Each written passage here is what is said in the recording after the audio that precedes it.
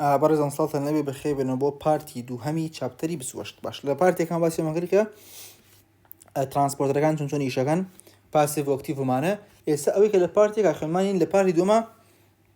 لەسەر هەر پارتێکی نێفرۆن تیبیول جێبەجێیەکەین. ئێستا گەر دیقەت بی من پێم وا پێم باشە کە سەرەتا هەموو ڕەسمەکان باسکەم بۆتان هەموو ڕەسمەکان ئیترەوەی کە مایەوە دەستە نووسنیەکانی خوێنەوە شەرح نەکرد بێ شەرحەکرێت باش. ئێستا کاتێک دەست پێکەین لە پرۆکسیمال تیبیول دەست پێکەین پرۆکسیمال تیبیول لە پرۆکسیمال تیبیول لەبەری کە لە سەرەتایە باشە ئەگەر دیقەتی خانەکان بیت خانەکان دنیایەک مایتۆکۆندریایان تایە باشە دنیایەک ئۆرگنڵیان تایە دنیایەک بڕەشبۆردەر و هەیە یعنی خانەکان ئەیتیپیەکی زۆر بەرهەمێنن باشە وەک چالاکیان و ئەکتیڤیتی و ئەمانیان زۆر زۆرە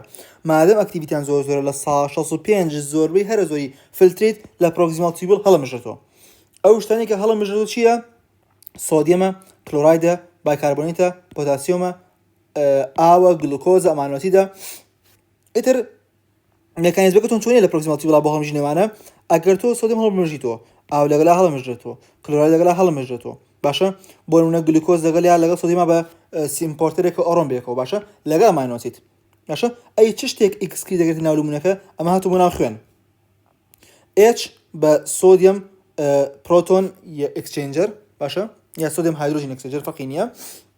لەگەڵ ئۆرگانیک ئەسید و بیس ئەمە لە پرۆکسیمال تیبیولا لە ساڵ 65 شتەکان هەڵەمژێتەوە. بۆچی دنیایەک هەڵمژینەوە و سیکریشنەوانەوە هەیە؟ چونکە خانەکان توانای بەرهەمێنی ئەتیپیان زۆرە و سرفەس ئێریان زۆر زۆرە باشە ئەو توانای هەڵمژینەوەی ئاو و سۆدیەم ئەوشتەیان زۆرە باش. ئێستا گەر دیقەت بی باشە ئەم ڕەسمە چێم ڕەسمە ئەم ڕەسمە باسی ئەوە ئەکات ئەگەر تۆ هاتوو لە پرۆکسیمال تیبیولەوە وردە وردە بیت بەرەو خوار یعنی لە سەرەتاوە کە دەست پێکەیت حتا وەکو خوارەوە گۆڕانکاری چی ڕۆیات خۆتان ئەنزان ئەگەر هاتوو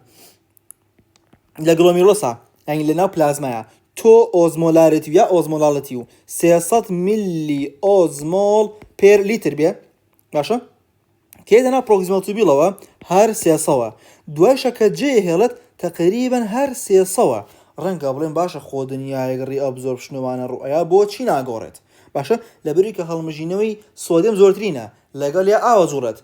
سۆدیەم بجوڵێ ئاوە جوڵێ یعنی تۆ کە سۆلیتی ئاو بێکە و جوڵا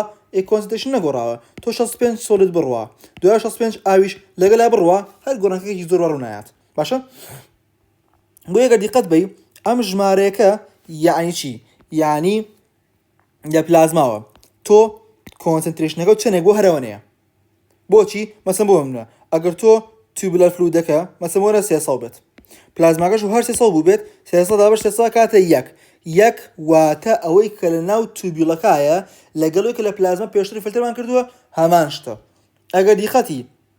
ئۆزمۆلاریتی بیت هەر لەسەر هێڵی یەکەکە مێنێتەوە باش. ئەگەر شتێک شیفتی کرد بەرەو سەرەوە یعنی چی بۆ نەهوو کریاتنین یعنی هەڵ نەمژراوەتەوە یعنی وردە وردە بەرەو ئیکسکریشنە ڕوات یعنی چی بەرەو ئیکسکریشنە ڕوات یعنی ئەگەر تۆ نەچتۆ بۆ ناو پلازما یعنی ژێری کردەکە دابەزێ کە ژێری کردەکە دابەزێ یعنی چی یعنی تۆ هەڵی نامژیتۆ نایەتۆ بۆ ناو پلازما کۆنسنتریشنەکەی و لەگەڵەوەشە بۆ ناو تیبیولەکە زیاوەکرێت بۆ نەکریاتنین تۆ کریاتین هەڵی نامژیتۆ کەواتە لە سەریەکۆ شتەکان ئیکسکریتەکەن هەڵنامژێنەوە ئەی لە خواریەکۆ یعنی دیارە چی ڕۆیات لە ناو تیبیولە فلویدەکەمە کات و لە ناو پلازمایە زۆرەکات نەک باوا بڵێن کاتێک کە ناو پلازمایە بووە ژمارەیەک بووە بەڵام مەسەڵەن ناو فلویدەکە کەمی کردووە باشە بۆچی ناو پلازمەکەیە کەمی کردووە لەبەرەکە هەڵمژینەوە ڕوویاوە کریاتینەکەش بە شێوازێکی تر تعبیر لەکەین بڵین کۆنسنتریشنەکەی زیاوی کردووە ئەگەر تۆ ئاو هەڵبژیتەوە بەڵام سۆلیدەکە هەڵ نەمژێت لەگەڵیا سۆلید جێمێنێ ئاو ڕۆشت کەواتە کە سۆلید مایەوە خەستە بێتەوە ئەوەی تیا بکەن یوریاش زۆر هەڵ نامژێتەوە کلۆرایدیش تقریبەن هەر لەگەڵ ئۆزمۆلاریتەکە زۆر بەرز نزم ناکات. ئێستا گەر دیقەت بیت ئاگەر دیقەت بیت سۆدیم لەگەڵ ئۆزمۆلاریتی هەمان شتە چونکە سۆدیم جوڵە ئاویش جوڵە بایکاربۆنێت زۆر هەڵمژیتەوە بۆیە لە ناو تیوبولە فلویدەکە نامێنێت کە ناو فلویدەکە نەما سەری کردەکە نامێنێت باشە بۆیە دابەزێت یعنی ریابزۆرپشن زۆرە یا بۆنە گلوکۆز هەر تقریبەن لای سفرەوە لەگەڵ ماینۆسیدا یان بەرەو ڕووی سفر باشە ئەوە گلوکۆز شینەکەیە ئەمانۆسیج ڕەشەکەی کەواتە ئەڵێن چی ئەڵێن تاوەکو لە پرۆکزیمال توبیڵە بەرەو خوارەوە بین ئۆزمولارەتی ناگۆڕێت بۆ چونکە تۆ کە سۆدیم جوڵە ئاویش لەگەڵ ئاجوڵێت چەند بووە لە ناو پلازمایە فلترێت کراوە ئێستا ناو توبلەکەش هەرمان شازە بێنێتەوە هەتاوەکو بەرەو خوارە بچین کریاتینین بەرزە بێتەوە بۆ چونکە ئاو هەڵمژرایەوە بەڵام خستێکە مایەوە یعنی ئەم هەڵەمژرایەوە ئەمیش هەڵنامژرێتەوە بەڵام ئەم باش هەڵەمژرێتەوە ئەمە باش هەڵەمژرێتەوە ئەمە باش هەڵەمژرێتەوە خستەکەیان لە ناو تیبیڵەکە لە مەنتیقەیە زۆر زۆر کەم بۆتەوە تەمە لەگەڵ نووسراوە تۆتال proximal tubule length ئەین سەرەتای proximal tubule خاڵی سفرە سەڵەکەش ڕێک ئەم خاڵێک کە جوینی چێکات جوینی descending loop of Henle لێکات ئەگەر دیقەتی descending loop of Henle بێت ئەم proximal تاوەگر proximal باشە ڕسمی تری نەیاوە ئێستا لە خوارەوە سێرەکەین باش descending loop of Henle ئەگەر دیقەت بی ئەڵێن thin thicky نییە بۆچی thin چونکە خانەکانی بچووکە باشە کونیلەکەی گەورەیە باشە ئەی خۆی کونیلەکەی گەورەی بگە خانەکان بچووکە کە خانەکان بچووک بێت مایتۆکۆندریە کەم بێت ATP سەرف نەکرێت کەواتە تۆر ئەکتیڤ ریابزۆرپشن نییە کە ریابزۆرپشنە بێت کەواتە ئەم بەشە سۆلیوت هاتوچۆ ناکات ئۆنلی ئاو بۆ ئینتەرستیشە مەزوڵێت باشە لەبەر تۆ چی هەیە لەبەر کە تۆ ئەکواپۆرینی یەکە هەیە باش ئەی لە thick ascending loop of Henle ئەگەر دیقەت بی ثینەکە هات دوایەوە هاتوو بۆ ثینەکە ئەسەندینگ هەرچەندە ثینی ئەسەندینگیش ئاو هەڵنامژێ بەڵام کاتێک کە هینە بۆ thick کە دوایەکە ڕۆ بۆ سەرەتای دیستڵ خانەکان سێرەکەی ئەیتیپیان بۆ گەڕایە ماتۆکۆندریا بۆ گەڕایە تۆزێک تا ئینجەکشن و ینی بڕاشبۆردە ڕشتیان بۆ گەڕایەوە بەڵام تاید جەنکشنی ئێرا زۆر بە قوترە بەگلەوەی پرۆکزیمەڵ بۆیە ئاو هەڵنامژێتەوە ئەوانێک کە هەڵامژێتەوە چین بریتێ لە سۆدیەم کلۆراید پۆتاسیەم ئەمانە لە بەهۆی چی بەهۆی چناڵێکەوە پێوترێ سۆدیەم باشە پۆتاسیەم دوو کلۆراید چەنەڵ باشە ئەوی پێوترێت ئەی کاڵسیەم و بایکاربۆنێت و ماگنیسیەم و کاڵسیەم بەهۆی چێوەیە تەمە خۆی سۆدیەم و کلۆراید داون کۆنسنتریشن گریدنت یەنە ژوورەوە بەڵام پۆتاسیەم خۆی ناو خانەیە خۆی هەر زۆرە بۆیە ئەم بە سێنگەدەری ئەکتیڤ ترانسپۆرت بە ئەگەنست کۆنسنتریشن گریدنت یەت بۆ ناو خانەکە دوایەکە تۆزێکێتەوە بۆ دەری خانەکە ناو لومنەکە تۆزە پۆزتیڤەکات ئەم پۆزتیڤە پاڵ و ماگنیسیەم و کاڵسیەمەوەنێت چی ڕووبات ئەو ڕووبات ینی بچتەوە بۆ ئەنی بە پاراستێلەرا بێتەوە بۆ ئینتەرسیشیەم ئیتر H سیکریت دەکرێت و بایکاربۆنیش ڕێبزۆ بکرێت ئەو دوێکە باسەین کاتێکە بۆ نە CO2 لەگەڵ H2O یەکگرێ بێتە کاربۆنی گەسی کاربۆنی گەسی دەبێت بە پرۆتۆن و بایکاربۆنێتەکە هەڵمژرێتەوە و پرۆتۆنەکە سیکری دەکرێت ئەمە پرۆکزیمەڵ باسی پرۆکزیمەڵ لەگەڵ دیسندینگ و ئەسندینگ لوپ ئۆف هێنلی ئێستا گەر دیقەت بی ئەم ڕسمە بریتێ لە ڕسمی چی بریتێ لە ئەسندینگ لوپ ئۆف هێنلی چۆنچۆنی لە سێلولەر مێکانیزمە ینی لە سێلولەر لێڤڵە لە لێڤڵی خانەیە چۆنچۆنی شتەکان ڕوئەیەن ئێمە چیمان هەیە ئەمە تەمان ئەمە لومنەکەیە ئەمە ئینتەرسیشەمەکەیە لەسەر لومینال مەمبرین چیمان هەیە بریتی ینی چیمان هەیە سۆدیەم هایدرۆجین ئەکسچێنجەرمان هەیە سۆدیەمەکە کاتە ژوورەوە پرۆتۆنەکە دەرەوە ئەمە ئەکسکیشنەکە لەم سەریشە تۆ چی هەیە بایکاربۆنێت و هەیە هەڵەمژێتەوە بەرحاڵ ئێستا ستێبەکان چۆن دەست پێکەن ستێبەکان بەم شێوە دەست پێکەن خاڵی یەک ئەمە خاڵی یەک چی ڕۆیە بە هەر بازنێنە بە دوریا بە سۆدیەم پۆتاسیەم پامپ یا ATPase لە بەیزۆ لاترال هەمانە بەیزۆ لاترال چیە کات کۆنستانتلی سۆدیەمەکە دەرەوە پۆتاسیەم دەژوورەوە کەواتە لە ناو خانەیە سۆدیەم چی لێهات زیاو بوو ئەیە پۆتاسیەم چی لێهات ئافو سۆدیەم کەمی کرد چونکە سۆدیەم بێرە دەرەوە پۆتاسیەمی ناژوورەوە پۆتاسیەم زیاوی کرد ئێستا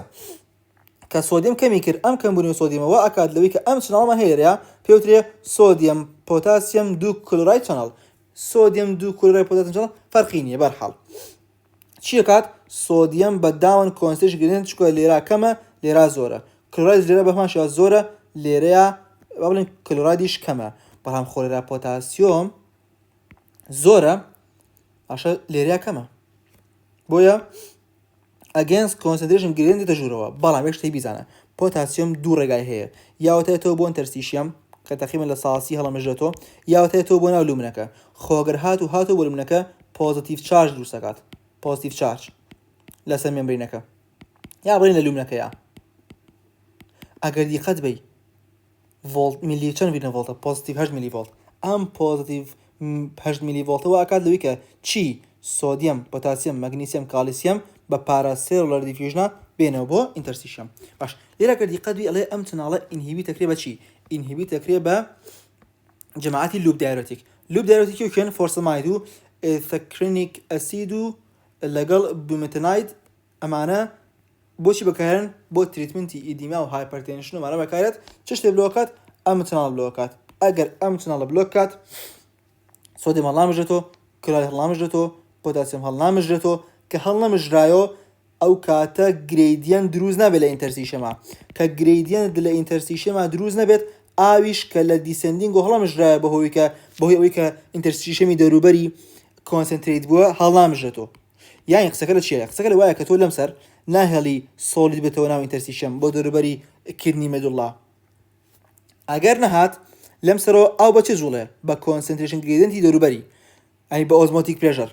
ئێک تۆ لەم سەر نێڵا بجوڵێ کاتە لەم سەرش ئاو دەرناچێت کەواتە تۆ چەندێک لێرە نەهێڵی ئاو بێتە دەرەوە ڕێگری ئەنی ئەف و سۆلید بێتە دەرەوە لێرەش ئەوەنە ڕێگریکی لێکە ئاو بێتە دەرەوە. کەواتە ئەگەر تۆ ڕێگری لەمە کرد و ڕێگری لەمە کرد زیاتر لەگەڵ ئەم سۆلیوتانەیە ئاوە ڕوات چکەمانە سۆلید ڕاکێشن. یەک کێشەی هەیە ئەم جەماعەتی لوب دایورێتیکە ئەویش لەوەیە کە تۆ ئەگەر زۆر پۆتاسیەم دەرکەیت و هەڵی نەمژیتەوە کەسەکە ئەکرێت تووشی چی بێت؟ ئەکرێت تووشی هایپۆکەلیمیا بێت. ئەگەر کەسەکە تووشی هایپۆکەلیمیا بێت ئەو کاتە بۆی گۆڕی بە جەماعەتی پۆتاسیۆم سپێرین دایورێتیک کە جەماعەتی مینێرال کۆرتیکۆید ئەنتاگۆنیستەکانە لەگەڵ جەماعەتی ئەمایلۆید یعنی سۆدیەم چەناڵ بلۆکەر. باشە؟ بەرحاڵ ئەمە thick ascending loop of Henle لە cellular level. باش وەرە بۆ distal tubule. لە distal tubule تقریبا تەبیعەتی کۆتایی ascending loop of Henle هەیە. لە دیستەڵا لەبەروی کە تقریبا لە ساڵ چەندێک ماوەتەوە تەمەنێک شتەی بیزەنە باوەش باسکەم لە ساڵ 25 سۆدیەم هەڵەمەژرێتەوە لە ساڵ 65 لە proximal tubule ئێستا تقریبا لە سەدا چەند ماوەتەوە ئەفۆشتانە لە ساڵ 90 ڕۆشتووە لە سادە ماوەتەوە کەواتە لە سادە لێرا ماوەتەوە لە سۆدیەم لەم لە سادێش تقریبا 5 بۆ 6 ئۆپەری هەڵبمژرێتەوە. بە چی هەڵەمژرێتەوە؟ مە تیبولەرە مە ڕینال ئینتەرسیشەمە ئاگدە بە لە دیسال تیبولین سۆدیەم هەڵەمژرێتەوە لەگەڵ کلۆراید هەڵەمژرێتەوە. باشە چونچونی مەکشنە ڕوایات بەکشنی سۆدیەم پۆتاسیەم پامپ سۆدیەم کادرەوە سۆدیەم کەمێت لێرەیە پۆتاسیەم زۆرە بێت سۆدیەم تەژورەوە کلۆراید لەگەڵ خۆیان تەژورەوە. ئەم چناڵە سۆدیەم کلۆراید چناڵ بلۆکەر ثایەزەتمان هەیە ثایەزەتی ژۆک و دەرمانێک بۆ هایپەرتێنشن بەکارێت. ئیترەنگەر دیقەتی early distal tubule بیت. باشە ئەها تۆزێک بڕاش بۆ دەرشتەکەی نەماوە تۆزێک مایتۆکۆندریا شتەی کەمی کردووە. باشە ریابزۆرپشنەکەی سۆدیەمە کلۆرایدە کالیسیەمە ماگنیسیەمە. باشە بەڵام شتەی بیزانە ئەویش ئەوەیە کە کالیسیەم لێرەیە هەڵمژینەوەکەی حەقی بەچیەوە هەیە حەقی بە پارا ثایرۆیدەوەی. ملەیت دیستال تیبول و کۆرتیکال کۆلیکتین داکت ئەگەر دیقەت بی خانەکان گۆڕانکەرێن بەسەرایەت خانەکان گۆڕان بەچی خانەکان گۆڕان بە پرینسیپال سێڵ ئەمە پرینسیپال سێڵە. باشە لەگەڵ تایپ A ئینتەرکالیت سێڵ و تایپ B ئینتەرکالیت سێڵ. باشە ئەتە ڕێژەی تایپ A و تایپ B کە بەپی حاڵاتی کەسەکە گۆڕێت کەسەکە زۆر لە ئەسیدۆسا بێت تایپ A زیاترە ئەگەر لە کاڵۆسا بێت لە بیسیک کۆندیشنا بێت تایپ B زۆرە. پرینسیپال سەڵەکانیشان چییە؟ پرینسیپال سەڵەکانەوەی کە سۆدیەم هەڵبمژنەوە سۆدیەم هەڵبمژنەوە لە هەمان کاتە ئەم پرینسیپال سەڵانە چی ریلیزکەن؟ پۆتاسیەم یعنی سۆدیەم هەڵەمژنەوە پۆتاسیەم سیکریتەکەن. باش کلۆریدش لەگەڵ هەڵەمژرێتەوە. اینجا لەم هەر لەم پرینسیپال سەڵانەیە ئەگەرات و ADH مان هەبێت ADH ئاویش هەڵەمژرێتەوە بە کۆپۆلینی 2 ئەی تایپ A ئینتەرکالیت سێڵشی چییە؟ لە ئەسیدۆسا H سیکریت دەکات بەڵام هەرونێکە H و سیکریت کرد پۆتاسیەم هەڵەمژیتەوە ئاگادار بە غەڵەتەیەنێکی ڕێ باش تۆ لێرەیە پۆتاسیەم و سیکریت کرد لێرە پۆتاسیەم هەڵمژیۆ ئاگادار بە ئێرە چیکا پرینسیپال سێڵ سۆدیەمی هەڵمژیۆ پۆتاسیەمی ریلیز کرد لێرە تایپ A پرۆتۆنی ریلیز کرد لەمان کاتە پۆتاسیەمی هاینایە ژوورەوە. بۆچی؟ چونکە لێرە ئەم دوو چناڵە بێکۆی شەکات ینی لە پرینسیپال سێڵ ئەگەر چناڵەکە سۆدیەمی ناژوورۆ پۆتاسیەم دەرەکات لێرە لە تایپ A ئەگەر پرۆتۆنی دەرکرد پۆتاسیەم هێنتە ژوورەوە پێوترێ هایدرۆژین یاڵین پۆتاسیەم هایدرۆژین ئەمە تەمەن بە ATPase ژەکات ATPase یعنی پرایمەری ئەکتیڤ ترانسپۆرتە لەگەڵەوەشە بایکاربۆنیتیش هەڵەمژێتەوە بۆچی چونکە تایپ A لە ئەسیدۆسایی شەکات ئەسیدۆسە بێتەوە زیاتر H فرێیت و بایکاربۆنیت بێنیتەوە ئەمە لێت کۆلێکتین توبیلشمان هەبوو ئەگەر دیقەت بی لێرە چیمان هەیە لێرە سێلولەر لێڤڵمان هەیە لە لێت دیستال توبیڵە کە لە پرینسیپال سەڵەکانایە کەواتە گەر دیقەت بی لە پرینسیپال سەڵەکانە بە چیمان هەیە سۆدیەممان هەیە باشە هەڵێمژیتەوە باشە و پۆتاسیەمان هەیە کە دەرێکیت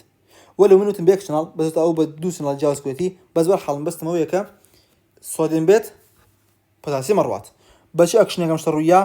سۆدیەم زۆر کرادەرە بە سۆدیەم پۆتاسیەمێتی بێت پۆتاسیەم زۆر هاتە ژوورەوە ئێک کە سۆدیەم کەم بووە پۆتاسیەم زۆر بوو باشە پۆتاسیەم دەرەکرێت سۆدیەم هەڵەمژێتەوە باشە کلۆرایدیش ئەکرێت دەرەوە یەک شتەی بیزانە لێرە نووسیدی مینال کۆرتیکۆید ریسپتۆر ئەنتاگۆنیست نێگەتیڤێکی بشەنیا بۆ شتێک کە لەلا هیچ شتێبوونی نییە لێرە بەستی وێ کە تۆ ریسپتۆرێکی هەیە ریسپتۆرێک با ریسپتۆرێک بکێشم مثلا تۆ ریسپتۆرێک هەیە ریسپتۆرێک پێوترێ مینال کۆرتیکۆید ریسپتۆر ئەنتاگۆنیست طبعا خۆی ئەنتاگۆنیستەکە مەسەن دەرمانەکەیە مینال کۆرتیکۆید ریسپتۆرمان هەیە ینی MR ئالدۆستیرۆن لەسەر ئەم هێنانی شەکات لەسەر ئەم چناڵانە ئالدۆستیرۆن لەبەری کە کۆلێسترۆڵە لە کۆلێسترۆل دروست بووە ئێتە ناو پەردەی خانەکەەوە ئەبەسرێ بە ئینتراسێلۆر ریسپتۆر کە پێوترێ مینال کۆرتیکۆید ریسپتۆر ئێ کە پێی بەسرا سۆدیەم زۆر هەزەتر هەڵەمژێتەوە و ئەم چناڵانە زۆرتر دانێت ئەین دوو ئیفێکتی هەیە سۆدیەم پۆتاسیەم پامپ زۆرتر دەکات لەگەڵ ئەم چناڵ زۆرتر دەکات زۆرتر پۆتاسیەم ئەین سۆدیەم هەڵەمژێتەوە کە تۆ سۆدیەم زۆر هەڵەمژیۆ پرۆتۆنیش زۆر دەرەکەیت باشە پرۆتۆن نەعەفو پۆتاسیەم زۆر ئەو کلێمێتەکە چێت ئێستا کە تۆ دەرمانی بەکاربێنی دەرمانێک بۆ نسپێنۆلاکتۆن و ئێپلێرێنۆن ناهێڵی ئالدۆستیرۆن پێوی بەسێ ئێک ئالدۆستیرۆن پێوی نەبەسرا کەواتە سۆدیەم هەڵنامژرێتەوە کەواتە پۆتاسیەم سیکریت ناکرێت پۆتاسیەم هەڵەمژرێتەوە ئەینی هەر بڵین دەرناکرێت بۆ شێوازە ئێکە دەرنەکرا من باشە پێم وتی بۆچی پێم وتی لوپ دایرۆتیک گۆڕە بە جەماعەتی پۆتاسیەم سپێرین دایرۆتیک ئەم جەماعەتە پێیان وترێ پۆتاسیەم سپێرین دایرۆتیک یعنی پۆتاسیەم سیکریت ناکەیت سپێرینگ ئەی هێنی تۆ باشە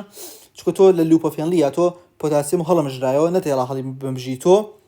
دەرەکرا و هایپۆکالیمیا لێرە تۆ ناهێڵی پۆتاسیەم دەربکرێ نەک ئەوەی کە نێڵی هەڵبمژرێتەوە ناهێڵی دەربکرێ لە جسم ئامێنرێتەوە کەسەکە توانی هایپۆکالیمیاکەی پێ بگێریتەوە بیکەیتەوە بە نۆرمال ڕێنج گەز بێ ئەگەدار بینەبێت بە هایپەرکالیمیا ئەمانە ڕیسکی هایپەرکالیمیان هەیە ئیتر سۆدیەم چناڵ بلۆکەریشمان هەیە سۆدیەم چناڵ بلۆکەرمە بیتە لە ئەمایلۆراید و تریامێترین شتێکی ئەو شێوازە ئەوە ئێستا لە کۆتایی ئاوزان بەزەمان ماوە لەگەڵ ئەمەی دوودانی کۆتایی دوێکە بەجێ خوێن شتەکان تایپ A ئینتەرکالیت سەمان هەیە عفو لەگەڵ تایپ B ڕێک فول ئاکسێکترن ئەگەر دیقەت بی ڕێناڵ تەرستیشیەم توبولار لومن ئەمە تایپ A بۆ شێوازەیە ڕێک شینەکەی ڕێناڵ تەرستیشیەم کە ڕووی لێتی ڕێک بووە بە لومنی تایپ B و سەوزەکە گۆڕاوە ڕێک بۆ ئینتەرستیشیەم یەک تۆز گۆڕانکاری بچووکی تێشتێکی وا فەرق ناکات باش ئەویش ئەو بزانە کە ئەم تایپ A و تایپ B لە کۆرتیکال کۆلێکتنگەکدا هەمانە باشە بۆچی ئیشەکان ناوەکانیان زۆر خۆشە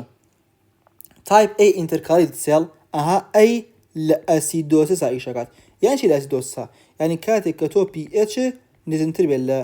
7.35 A تایپ B بۆ بیسیک کۆندیشنە یعنی بۆ ئەلکالۆسیسە ئەلکالۆسیس باشە یعنی pHەکەت چەندە pHەکەت کەمتر بێت لە عفو کەمتر نا زۆرتر بێت لە 7.35 باش ئێستا کە تۆ لە ئەسیدۆسیسا بیت چۆنی تایپ ئەکان زۆرترە بن و ریسپۆند دەکەن بۆی کە ئەو pH بەرزکەنەوە باش تۆ لە توبولار لومنا چی هەیە لە ئینتەرستیشیەما چی هەیە باش یەک شتێی بیزانە کە تۆ CO2 گێتە ناوخانەوە لە ناوخانە چی بەسرایەت لەگەڵ H2O ئەبێت بە H2CO3 کاربۆنی گاسیت ئەم ریاکشنە کێ لێرە بەڕێوەبات کاربۆنی گەنهایدرێتەوە زۆر دووبارەی قسەی کردمانە ئەمە ئەنستەیبڵە باشە ئەبێت بە پرۆتۆن و بایکاربۆنیت تۆ بۆ ئەوەی کە pH بەرزکەیتەوە ئەبێت چی بکەیت ئەبێ بایکاربۆنیتێک ئەمە تفتە بیهێنیتۆ لەگەڵ H کە ئەسیدە ڕەلیزی کەیت باش بزانین H چۆن دەرەکێت لە لومنەکەیە بە دوو ڕێگا یان ئەوە تا هایدرۆژین ATPase هەیە کە ئەمە زۆر بەقووەتە یان ئەوە تا ئەتەمەنەوە پرایمەریە کە پرایمەری بێ ڕاستەخۆ ئەیتی بەکاربێنە دیارە بە گرێدینتێکی زۆری گۆڕێت یان ئەوە تا بە سێکەندەرێکی ترانسپۆرت دەرێکات بەڵام پۆتاسیۆم هەڵەمژێتەوە ئەو بکۆتن پۆتاسیۆم هەڵەمژێتەوە تایپ A باشە کە لەسەر وتمان تایپێکە هەڵێمژێتەوە. ئەی بایکاربۆنێت چی بەسرێت بایکاربۆنێت یەت لێرە بە بایکاربۆنێت کلۆراید ئەکسچێنجەر ئەمە فرەیات کلۆرایدژێت بۆی کە باڵانسی ئەو نێگەتیڤ چارجە بکات پۆتاسیۆمی ژێرە ئێتەوە بۆ ئانێتەوە بۆ ناو خوێن. ئەمە بۆ ئەسیدۆسس ئەگەر تۆ ئێچێکی زۆر دەرکرد ئێچێکی زۆر ئێچ زۆر سکریت کرد ینی ئێچ لە ناو خوێنە کەمی کرد کە ترشە جسمی خۆش و ترشە تۆ ترشێتی کەم کردووە و لە هەمان کاتا تفتێتی و زیاو کرد چکەوە ئاوڵتفتی تشێکی لاوازە کە ینی ئاوڵتفتێکی بێزە ینی کۆنجوگەیت بیسێکی بە قۆتە. ئەی لە تایبیە کە پێچەکە و بەرزە چۆن چۆنی پێچەکە دابەزین دیسانۆ CO2 هەمان ریاکشن ڕۆیە SO3 ئەم جر ڕێک بەعکسۆ تۆ تفتە خوێن و پێویستەکە ترشێتی بێڵینەوە وەرە ئەمجارە چی بکە ئامێچە بە هایدرۆژین ATPase یاوەتە بە هایدرۆژین پۆتاسیەم ئەکسچێنجەر هەڵی بنژەرە و پۆتاسیمێک دەرکە پۆتاسیمەکە دەرەکرێت لەم سەریشۆ چی هەیە لەم سەریشۆ بایکاربۆنێت کلۆراید ئەکسچێنجەر و هەیە بایکاربۆنێتەکە دەرەکرێت کلۆراید دەهێنرێتەوە و کلۆرایدیش دێتە دەرەوە. ئەگەر دیقەت بێ یەک چی و جیاواز بوو ئەو پەڕی چی و جیاواز بوو یەک کەلیمە لێرە ئەم ئەکسچێنجەری بایکاربۆنێت و کلۆراید ناوی نییە لێرە بۆتە پێندرین هەرەوەنە ئەژینە ڕێک وەرە شینەکە بێنە کە ڕێناڵتە سیشەمی تایپ ئەیە بیخە شوێنی لومنی تایپ B سەوزەکەی توبیلەر لومنی تایپ A بهێنێ بۆ ڕێناڵتە سیشەمی تایپ B. ئەمە کۆرتیکال کۆلێکتین دەکت بوو ئاگادار بە باشە. ئەی مێدوڵەری کۆلێکتین دەکتمان هەیە ئەم مێدوڵەریەش ئیشی چییە لەبەرێک لە مێدوڵایە تەبە نەکشت هەیە بیزانە هەر لە ئەسندینگەوە کۆتایەکەی لە دیستەڵا و حتا و کۆرتیال کۆلێکتین دەکت یوریا هەڵنامژێتەوە ئیمپێنبڵە ئاویش هەڵنامژێتەوە لە لیت دیستەڵا لە لیت تاولی دیستەڵا یا کۆرتیکال کۆلێکتین دەکتەوە کە این بەرە خوار تۆزێک هەڵمژینەوەی ئاو زیاتر بووە بەڵام ئێتە تاو لە مێدوڵەری کۆلێکتین دەکتا یوریاش هەڵمژینەوەی زیاو کات و پێی ئەوتێ یوریا ریسایکلین. ئێتر لە مێدوڵەری کۆلێکتین دەکتا چی هەڵمژێتەوە سۆدیەم و کلۆراید ئەگەر هەڵمژێتەوە اینجا ئاویش ئەگەر هات و ئیدیەشمان هەبێت لە کۆپۆرین دابنێ یوریاش ریسایکل کرێت باشە و بە هەمان شێواز H سکریت دەکرێت و بایکاربۆنێت هەڵمژێتەوە. ئەمە بریتی بوو لە بابەتی پارتی دووهەم بەس تەنها ماوە بە تەنها ئەو ماوە نووسینەکان بخوێنینەوە لە کۆتایە ئەم سەمەرێشمان هەیە سەمەرێکی زۆر زۆر جوانە ئەی خوێنینەوە و ئیشەکەمان کۆتایی پێێت باش. ئێستا با بڕین لە سەرەتاوە دانە دێر بە دێر هەر هەمووی بخوێنینەوە. Reabsorption and secretion along different parts of the nephron. In previous section لە پارتیەکەمە باسمان کرد we discussed the basic principles کە ئاو سۆلیت چۆن چۆنی ترانسپۆرت دەکات بە تیوبولە ممبرینە و with this generalization بەم گشتگیریە کەلمێشکمان نامابێتەوە ئەم شتانی کە باسمان کرد. We can now discuss the different characteristics of individual tubule segment هەر سێگمنتێکی جیاوازی خۆی سیفەتێکی خۆی هەیە کەوان لێ کات بتوانن ئیشی تایبەتی خۆیان بکەن. Only the tubular transport function that are quantitatively most important will be discussed. ئەوانی کە زۆر quantitatively لە ڕووی ژمارە و گرنگن لە ساڵ چەنە و چی هەڵمژێتەوەمانە گرنگە especially as they related کە پێوەندی ئەمە هەیە reabsorption sodium و chloride و ئاو اینجا in the subsequent chapters we discussed the reabsorption and secretion of substance in the different parts of the tubular system. یەکەم دانە چی یەکەم دانە بریتێ لە tubular reabsorption ئێتر کاتێک کەوتی لە فیگەری فلانشتا بەس فیگەرەکە ڕاستمەکەتان پیشانێمە و باسی ناکەمەوە وێکا زۆر نەبا. Proximal tubular reabsorption normally لە 65 filtered لۆدی sodium و water and a slightly lower تۆزێک کەمتر لە chloride هەڵمژێتەوە لە proximal tubula before the filtrate reaches the loop of Henle. sodium و ئاو هەڵمژێتەوە chloride هەڵمژێتەوە بەس تۆزێک chloride کەمتر chloride کەمترە. This percentage can be increased or decreased in a different physiological condition کە لە دواتر باس کرد لە regulation. Proximal tubule have high capacity شحنی تیانە مای پادەکە هەو قەڵەمەکمان چاکرد. Proximal tubule have high capacity for active and passive reabsorption. کاپاسیتێکی زۆر زەخمی هەیە بۆ هەردوو ئەکتیڤ و پاسیڤ. بۆچی؟ چکۆتمان خانەکانی بە قۆتە مایتۆکۆندریا زۆرتیایە ئەفم کە نازانم تۆزێک کێشەی ئەو شک بوونەوەم هەیە نازانم چی بوو ئەفم کەن. The high capacity for the proximal tubule for reabsorption results from its special cellular characteristic. حەقی بەچیەوە هەیە ئەم کاپاسیتێ بە قۆتەی حەقی بۆ هەیە کە سیفەتی خانەکانی چۆن چۆنیە کە خانەکان هەڵ لە فیگەرەکە چۆندراوە خانەکان بزانین سیفەتەکەی چه خانەکان. The proximal tubule epithelial cells are highly metabolic, metabolism زخمه, have large number of mitochondria to support powerful active transfer process. كواتا غير energy زود يابت mitochondria زود يابت active process كان زوري شكل كيف ATP شكل. In addition, the proximal tubular cells have an extensive brush border on the tubular and apical side. brush border هي كهنزياوكات as well as extensive labyrinth of intracellular and basal channel. labyrinth يعني passage يكبوي كchannel شيء زورة. brush border هي channel هي mitochondria هي ATP زورة. أما نحن نقول لك كcapacity برزبت. باشا. all of which together provide an extensive membrane surface area on the luminal and the basolateral side of the epithelium for rapid transport of sodium ions and other substances. The extensive membrane surface of the epithelial brush border is also loaded with protein carrier can transport large fraction sodium ion across the luminal surface co-transporter كان أيبات جماعتي يعني mechanisms co-transport mechanisms legal multiple nutrient sodium غازته amino acid glucose كودونا لقط صديمة بكوترانسفير ميكانيزم غازته أم بروتيننا. Additional sodium is transported from the tubular lumen into the cell by counter transport. أولش معناه كهيدروجين بعكسوبات that reabsorb sodium while secreting in other substances to the tubular lumen especially hydrogen كولا ساتريسيوكا لا سيد بيز بالانس زيك يعني باسكن. هاتشنا أمثلة كذي كم بيشتري بس ما كردو بس سلريا لبروكسيمال أمشتر رؤيات باشا. قوت من أما ما نسيد جلوكوز لإيرليايا أمان لليتكايا عشان secretion of hydrogen ions into the tubular lumen is an important step in the removal of bicarbonate from the tubule. سكت شيء الميكانيزم دوك اللي يش باسكينو داو باسكينو توزي رومبت سيركا أما بومان كابسولو proximal convoluted tubula باش إثبتشوا هيرا bicarbonate وهي باش أم bicarbonate كلنا لومنايا لقل اتشا يكاقرت باش كلقل اتشا يكاقرت أبيت ب H2CO3 وبيتو ب H2O CO2 أم CO2 كلرا دروس أبيت باشا يتناو شوه يتناو خانكان لنشكو تواني بناو سيل من بينا بروات لناو خانكايا أمشتو عكسكاتو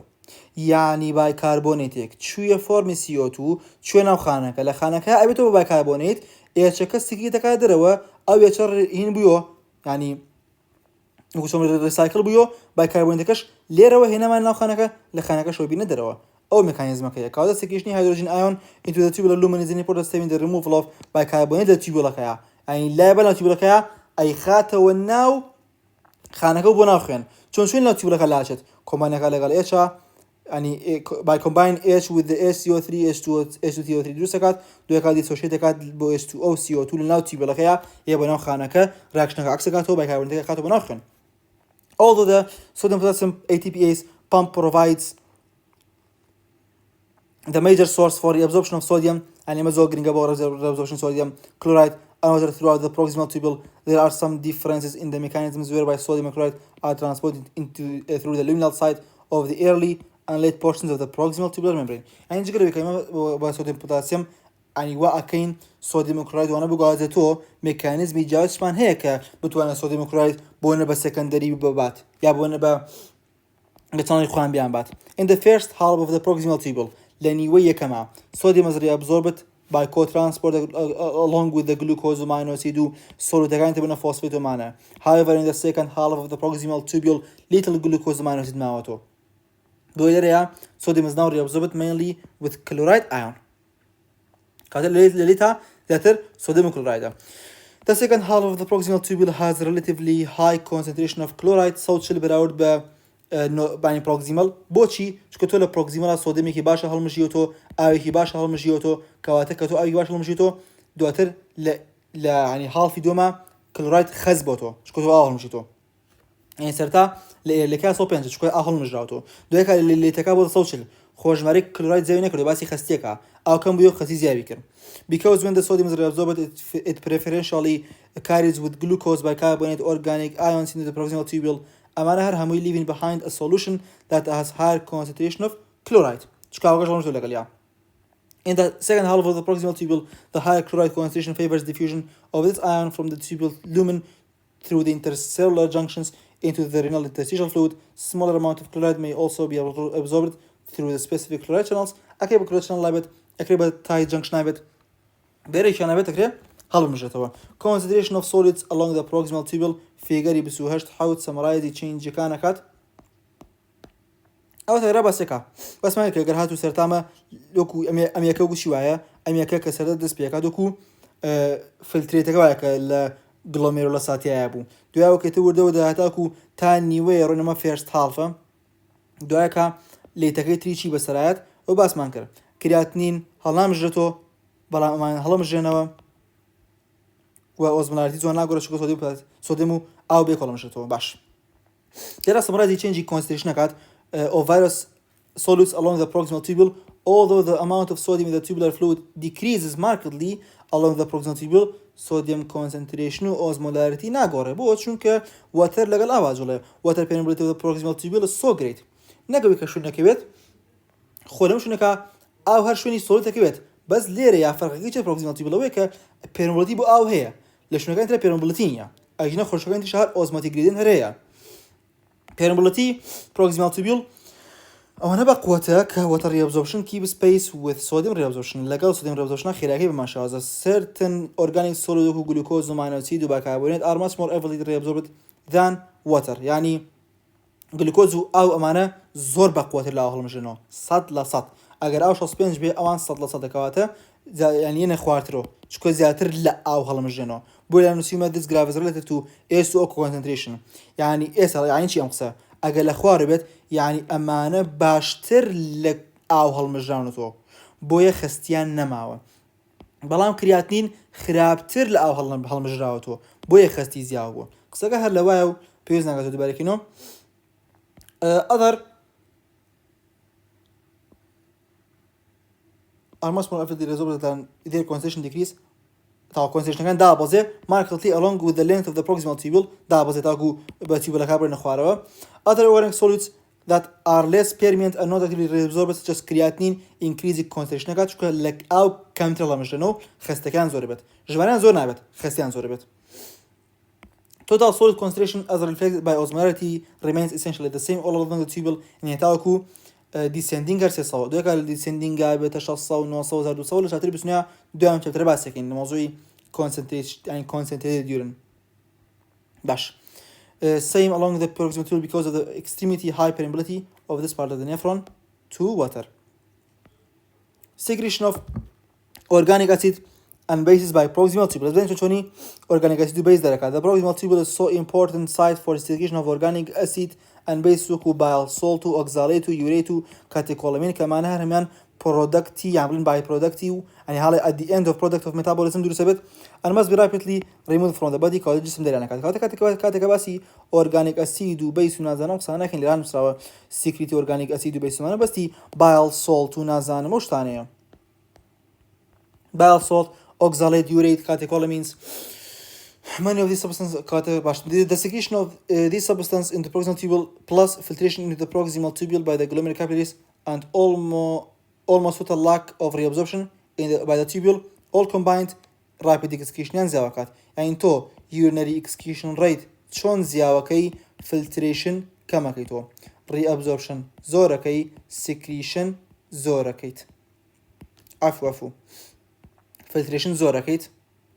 باراسي كما urinary excretion rate تو بوي كا excretion كي زياوكيت filtration شي لكيت زياوكيت reabsorption كما كي و secretion زياوكيت in addition to waste products of metabolism the kidneys secrete many potential harmful drug toxin معنا into the tubule and rapidly clear the substance from the blood ليرا دو drug بان هي penicillin و salicylate باشا عمدنا لبركة قرشيلة زودرانكات جربا هي therapeutic effect يان نامنت شوي قرشيلة زودرانكات the rapid clearance of by the kidneys creates a challenge in maintaining a therapeutically effective drug concentration تو ناتواني بشازك باش بقي بس steady state ولا أبتي فارماكوكينيتيك و فارماكوديناميك يشلاو كاتب باسكين بس برحال قرشيلة كزودريكات concentration كان بتو therapeutically effective drug concentration ما نامنت compound كمان هيك rapidly secreted by the proximal tubule para amino hippuric acid باشا كسكريت بكريت باشا أما زوكات أوين rapidly secreted that the average person can clearly saw نودي PAH from the plasma flowing through the kidneys and excreted in the urine لبرام ريزنا إما توين أم بدر معنا بكار بينين بۆی کە بزانین renal blood flow چەندێکەوە لە کۆتایی باسێنگە لە پارتی 4 جارە بە لە پاری دووەما بەردەوام بین. باش solutes and water transport in the loop of Henle. The loop of Henle consists of 3 functionally distinct segments خۆی چووە هەنجارڵن 4 هەنجارڵن 3 فەرقی نییە کێشەمانەیە thin descending thin ascending thick ascending. The thin descending and thin ascending limb وەکو ناوەکان چییە thin epithelial membrane هەیە و brush borderان نییە و مایتۆکۆندریان کەمە و لێڤڵی metabolic activity زۆر کەم وەکو لە ڕسمە دیارە. The descending part of the thin segment is highly permeable to water and moderately permeable to most solutes. أو permeable بستوية كبا diffusion روات نكبا active قدار including urea and sodium. The function of this nephron segment is mainly to allow simple diffusion of substances. ها قد تنها simple diffusion لصابستي filtered water كا loop of Henle حالا مجرد قدار با descending كي and almost all of this occurs in the thin descending limb or صابستي أول. The ascending limb including both thin and thick portion كا impermeable أو كاركترستيكا كزور مهمة بو دروزبوني concentrated urine. The thick segment of the loop of Henle بعكسه which begins about halfway up the ascending limb has thick epithelial cells that have high metabolic activity توانه همجينوي activity صوديمي هي وقال رسميها ديارة about the subspongy حمو فلترت لودكا لصوديوم وكلورايد وبوتاسيوم معنا ريابزور بكل اللوب اوف هنلي تقريبا بوتاسيوم وكلورايد اكيد سالسي بك شمانيه شاسبنجي صوديوم مجرى شاسبنجي كات النوت لصادقيت يشبو distal considerable amount of other ions calcium bicarbonate ومغنيسيوم معنا ريابزور بكل الثيك ascending loop of Henle. The thin segment of the ascending limb has much lower reabsorptive capacity than the thick segment, and the thin descending limb does not reabsorb significant amount of these solids. يعني thin descending أو thin ascending كمتر هلمجتو بس أويش هلمجتو يكاتك thick ascending زور solid هلمجتو يعني كاتك تو أو filtrating ascending لا thick كده أشي بو distal hypoosmotic hypo بوشي hypo تونك تو أو solid لدر هنا بس أو مايو بوي diluting segment. An important component of the solute reabsorption in the thick ascending limb sodium potassium ATPase pump كال epithelial bilateral membrane معنا as in the proximal tubule the reabsorption of solutes in the thick segment of the ascending loop of Henle is closely linked بو capacity كتاچنك am sodium potassium ATPase بتوانه gradient دروسكا which maintains a low intracellular sodium concentration. اشتغلت ده هردو بارا بنو. The low intracellular sodium concentration in turn provide a favorable gradient بويكا movement sodium بروات بوناو خانكا in thick ascending loop the movement of sodium across the luminal membrane بهوي أمشنا على ويا كبيوتي يك صوديوم يعني يك صوديوم مقاسطو دو كلورايد يك بوتاسيوم كو ترانسبورتر يعني NKCC2 باشا this co-transporter protein in the luminal membrane uses the potential energy released by downhill diffusion of sodium يعني الصوديوم مرات جوره ب down concentration gradient to drive the reabsorption of potassium against concentration gradient. اینجا thick ascending limb هي loop of Henle site يكشني loop diuretic forsamide باشا loop diuretic forsamide لقال چیترا لقال ethacrinico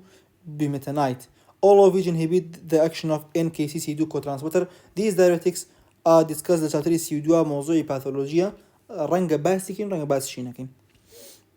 چکا باثولوژیا هلاگین بو بابتی دتر clinical مرحله 4-5. The thick ascending limb also has a sodium hydrogen counter transport دو باس مانکر که هیدروژی کسودم این تو هیدروژن درکات. The luminal membrane mediates sodium reabsorption and hydrogen secretion. There is also significant paracellular reabsorption of magnesium, calcium, sodium, and potassium in the ascending limb. بهوی چیه as a result of slight positive charge. کو positive charge باسم کرد که potassium که تو بوده رو. Positive charge of the tubular lumen relative to the interstitial fluid, although the NKCC2 co-transporter moves equal amount of cations and anions of the cell. بلام توزك باكليكي potassium من هي بنا لبنك. هرشنا تو plus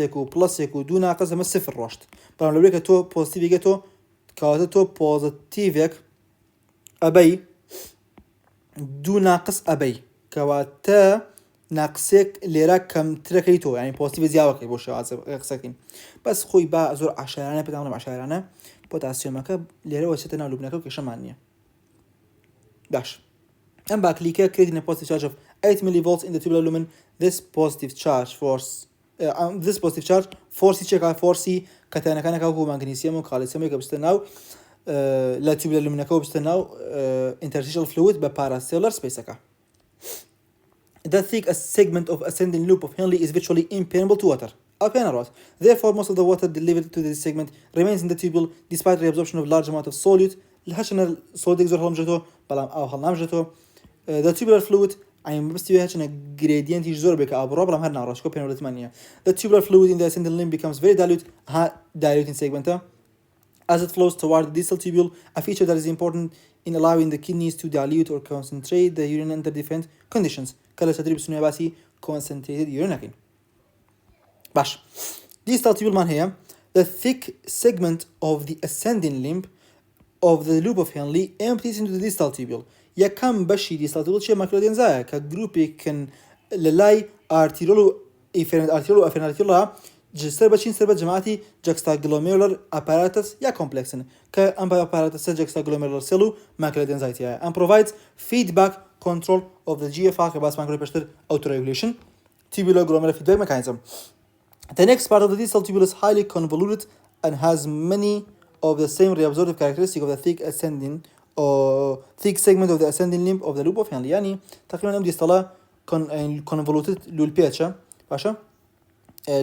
توزيك آلوز للبيش وأبانية convoluted يعني للبيش تقريبا شتيك لوشازة صفتي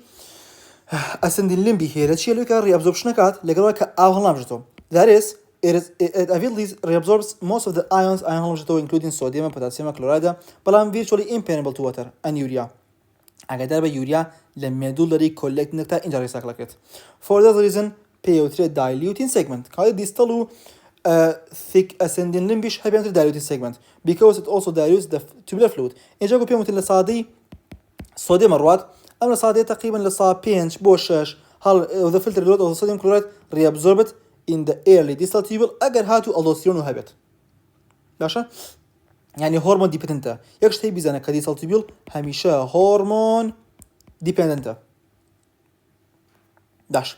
the sodium chloride co-transporter moves sodium chloride from the tubular lumen into the cell باشا sodium chloride co-transporter وهي تنا sodium chloride بيكو هذا جرو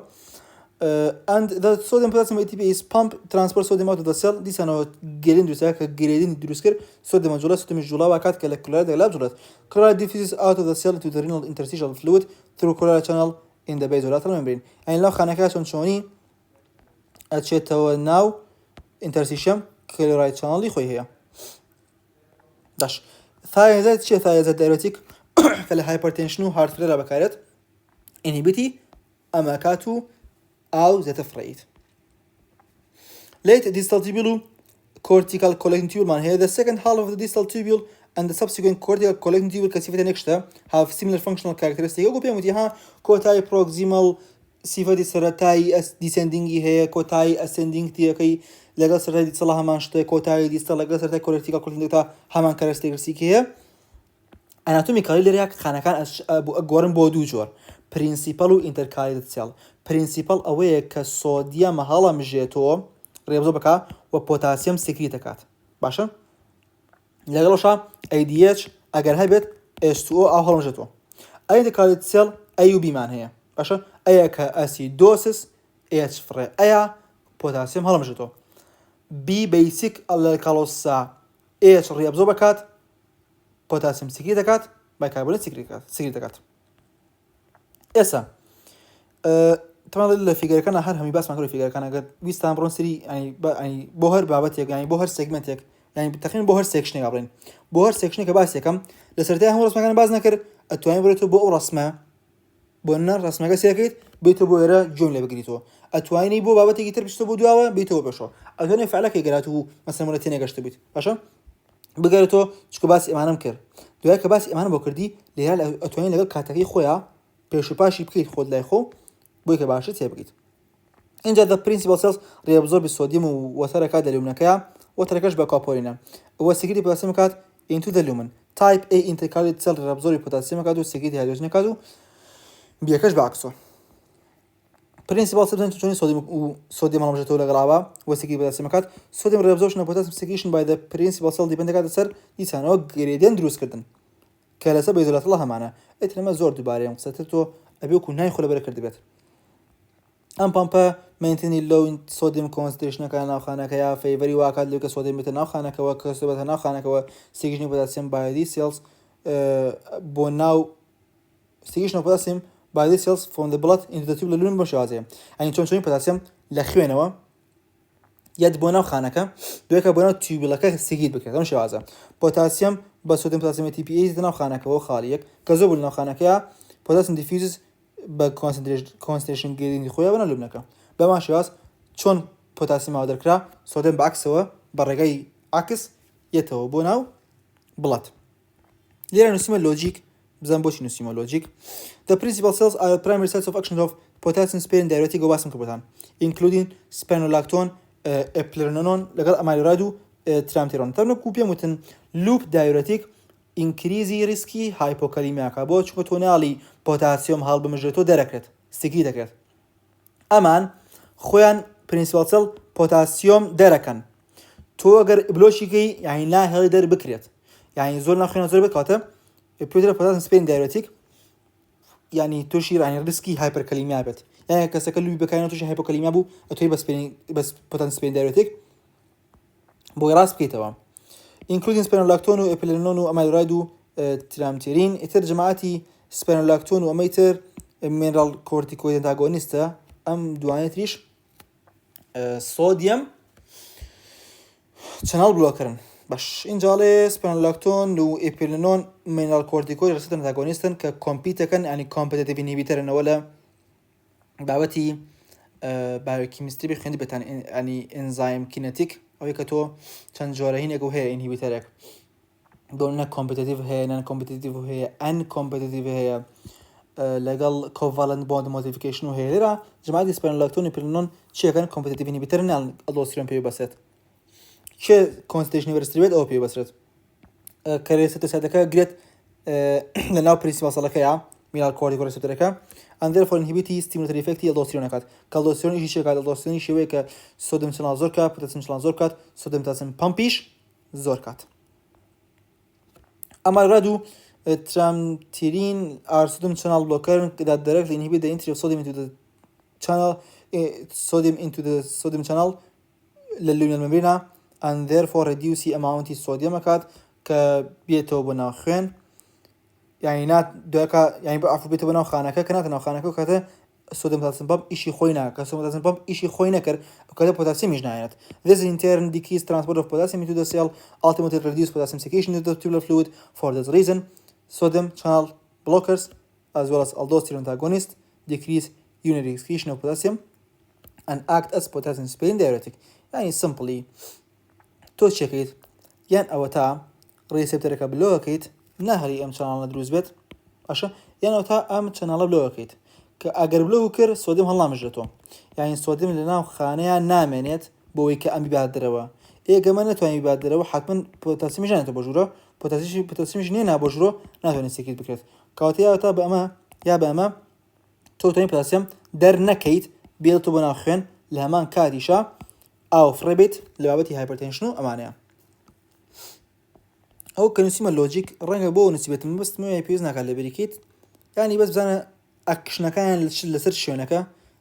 چ ڕیسەتەرەکە چ چەناڵەکە ئێتر بە پێی شتەکە لێکی بەرە خۆت دەتوانین ینی دەریبێنیت ئێتم ڕستشان باس کردن ڕسمانە کە سەر بە ئینتەرکالیتە intercalate cells secrete or reabsorb hydrogen, bicarbonate and potassium ion. Intercalate cells play a major role in acid-base regulation or lateral bicycling, constitute the cell C to the cell chili of the cells in the collecting tubule and collecting duct the cell C bochli خانەکانی collecting tubule duct دو جۆرە type A و type B ڕێک عکسی یەکترن ئەفو لە خوارێ بزانم ڕێک عکسی یەکترن type A intercalate cells secrete hydrogen ion by hydrogen ATPase transporter yan by hydrogen potassium ATPase بە هەردووکیانەکرێت hydrogen is generated in the cell by action of carbonic anhydrase چۆنچۆنی carbonic anhydrase ئیشەکات CO2 H2O لێکەیات ئەوێتە کاربۆنیک ئەسید گۆڕێ بۆ هایدرۆژین و بایکاربۆنێت. Carbonic anhydrase on water or carbon dioxide to form carbonic acid, which then dissociated into the hydrogen ion or bicarbonate ion. The hydrogen ion are then secreted into the tubular lumen, and for each hydrogen secreted بكريت bicarbonate available بكري absorb بكريتو كشيء acidosis حل بكات across the basolateral membrane. Type A intercalated cell are especially important in eliminating hydrogen دركيتو لكاتيكا reabsorb bicarbonate كيت لو حالتاني كسكلا acidosis هاي كواتا ألين PTA acidosis كاتك بي اتشكات شان بيت عفو كاتك بي اتشكات نزم تربية ل حوت بوينت سي بينش حوت بوينت شوارج بلكيشة معنية.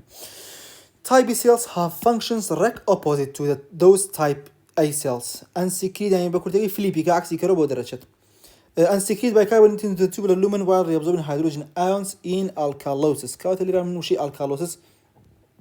PLM basic condition PLM basic كشمانية علين type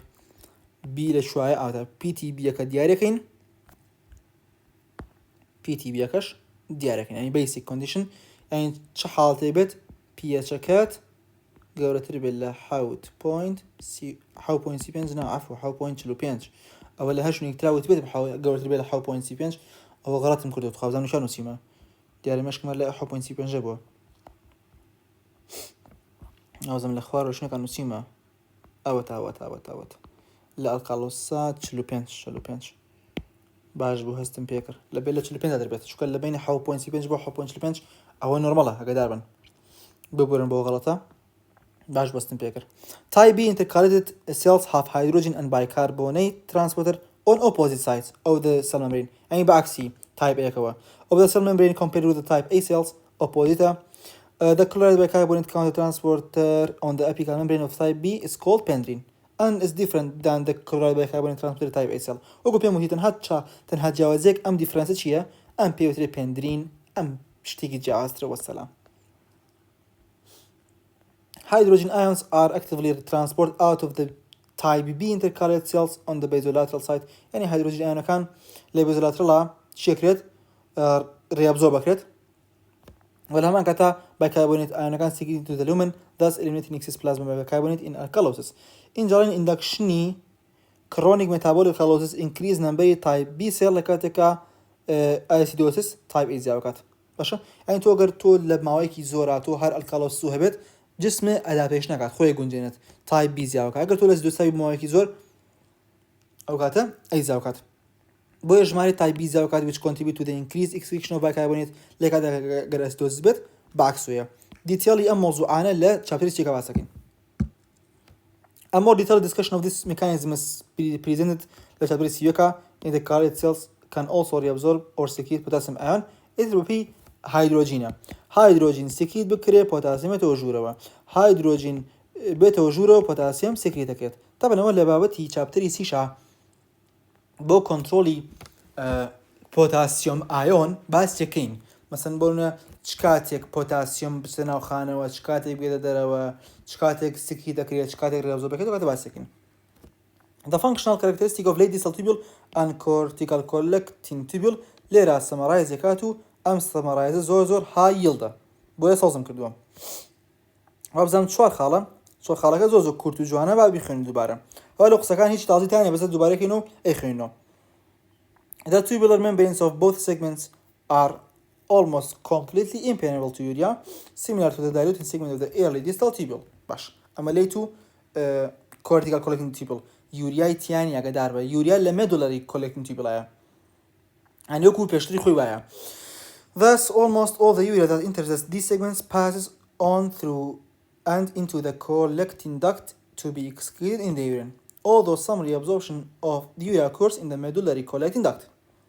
urea recycling كاتا خاليك حقي بيوريا وهي يوريا لليت ديستالو كورتيكالا هالنا مجرتو لميدولا هالنا مجرتو باش يعني medullary collecting tubule. Both the late distal tubule and the cortical tubule segment reabsorb sodium and the rate of reabsorption is controlled by hormones we call aldosterone. At the same time, these segments secrete potassium ions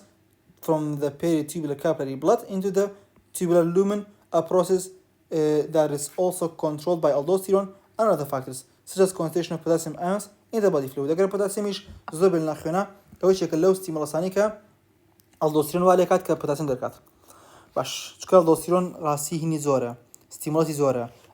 ینی ئەلدۆستیرۆن بە ئەنجیۆتێنسینی دوو ئەکرێ ئەکتیڤیت بێ، ئەکرێ لە هایپۆنەتریمیا، ئەکرێ لە هایپەرکەڵیمیامانە ئەکتیڤیت بێت. Type A intercalated cells of these nephron segment can easily secrete hydrogen by active hydrogen ATPase mechanism in acidosis. أكري hydrogen potassium ATPase بيكن. This process is different from the secondary active secretion. ها أقصد بس كات. الله جوازين يوان hydrogen ATPase شيء لقال hydrogen potassium ATPase. يان عفو وانا عفو لم تكشو. شو كأم هذا ATPase راسي hydrogen potassium مش ATPase. بس ذلك قال secondary active secretion ما بس تي أوي proximal كصوديومي هلا مجيو هيدروجين دركر بس secondary. أكدار با اللي رأي type A كان شبه هيدروجين ATPase به شبه هيدروجين potassium ATPase به هر دوكي primary secondary نيام. كاتس اللي رأي بس شكات am process different from the secondary active secretion of hydrogen ion by the proximal tubule. ها باش براسم كردو. كاتلا أما بس proximal tubule كام secondary active شكا لا type A كيا هردو هيدروجين ATPase كو هردو يعني هيدروجين potassium ATPase كا هردو هير primary. بس ام primary ها فرقي شيء لقى لو secondary كوقت يخوي البروكسيمال بس معناه كهيدروجين سيكريكات أويه كأم زور بقدرة it's capable of secreting hydrogen ions against a large concentration gradient as much as 1000 to يك. يعني أتواني بقولنا 1000 لناو خانة عبية يك لناو لمنابت يعني بعكسه 1000 لناو لمنابت يك لناو خانة كابت أتواني أم يكبر ولا وزارة أو أنا بقوته يعني against concentration gradient. أما بعكس يبيك ل contrast to the relatively small gradient شوار بو default يعني زور كما كلا proximal أوشتيكرت can be achieved by the secondary active secretion of proximal tubule. يعني ل proximal tubule بوشي secondary active secretion لبريك gradient كا كلا against concentration gradient gradient كونه زور نيا بس دريا ATP كراستو خوي بكاربت شو ATP كزور يعني gradient كزوزو كوريا. أو in alkalosis type B intercalated cells secrete bicarbonate and actively reabsorb hydrogen ion. Thus, intercalated cells play a key role in acid-base regulation of the body fluid. Permeability of the distal tubule and the cortical conduct to water is controlled by the concentration of ADH. Patient vasopressin باشا كبشيء إشكات ب vasopressin type 2 receptor إشكات. وابزان الفيديو كتير زمان فيديو كان بشاب وتم V1 V2 لم تكشوا وزموتي وابزان وتم V1. V1 لسر blood vessel همانا لسر blood vessel